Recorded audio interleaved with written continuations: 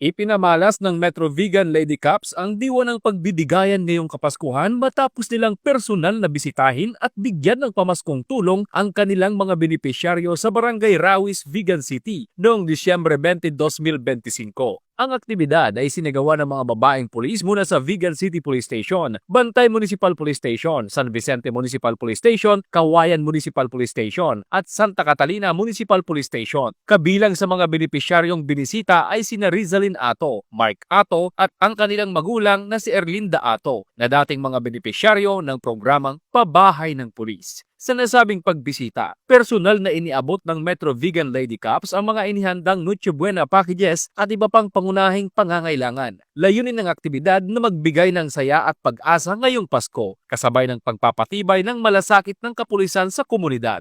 Ayon sa Metro Vegan Lady Cups, ang naturang gawain ay bahagi ng kanilang patuloy na adhikain na maghatid ng makatao at mapagmalasakit na serbisyo publiko at patibayin ang ugnayan ng pulisya at ng mamamayan. Mula dito sa Ilocos Region, ako ang inyong PNN Correspondent, Police Corporal J.R. Del Mendo, alagad ng batas, tagataguyod ng Balitang Pulis.